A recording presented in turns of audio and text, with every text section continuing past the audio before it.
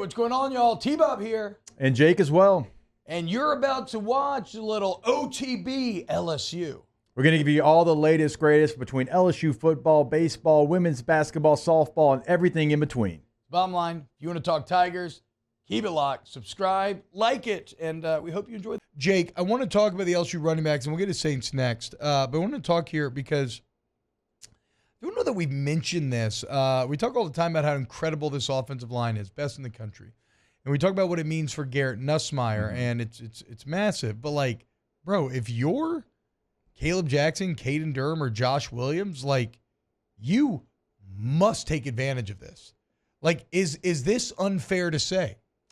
You will literally never run behind a better O-line than what you have this year. And the reason is because, because if you make it to the NFL, your O-line is going to be way more on an equal playing field compared to the defense than what you're going to deal with this season. Like, you will never run behind a line that is better than the opponent, as better than the opponent by as much of a gap as what you'll see this year. And I always think about you talking about getting to run behind Andrew Whitworth just for like a few carries at the Peach Bowl and stuff, right? Like, that's what these cats get in Emory Jones and Will Campbell and Garrett Dellinger and Miles Frazier. And again, I think that DJ Chester is going to be great there.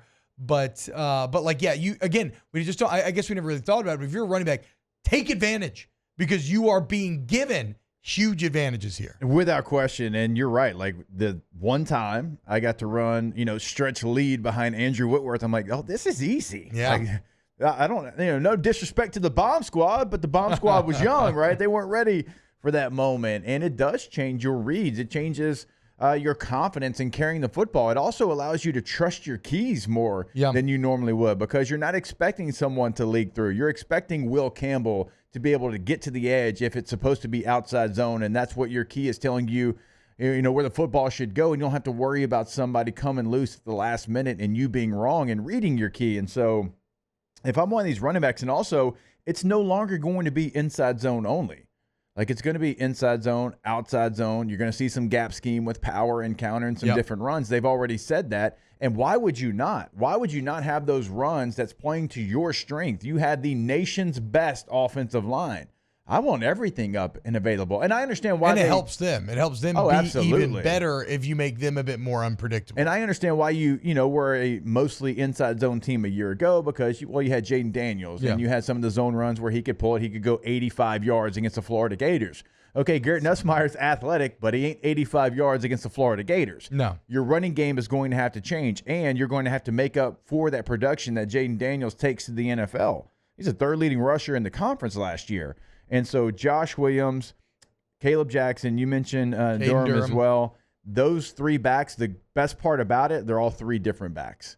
True. And so it gives you the opportunity to, run some different schemes with different running backs, as long as you don't fall into tendencies like we talk about often here. But it is three different running backs that have three different skill sets. And so the running game should be a running game just by the X's and O's portion of it that looks completely different and has way more available to you.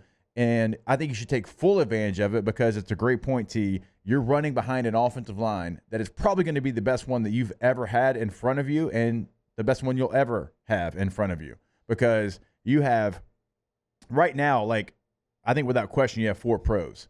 Now, different levels of pros, but I think Will Campbell and Emory Jones right now, they're fighting to be first-round picks. Will Campbell, top 5 pick. Yep. I think Garrett Dellinger is somebody that will play a long time in the NFL. Yeah, he'll definitely be I don't know about definitely. In my mind, I think he will feels be. like a 3rd, 4th round pick. I don't know. And he feels like somebody's going to be a swing center guard for a long time. Yeah, he can do it all. Yeah, he's done it all here. Miles Frazier will get a chance. Now, DJ Chester, we don't know just because he's young, but this is an NFL offensive line in college football.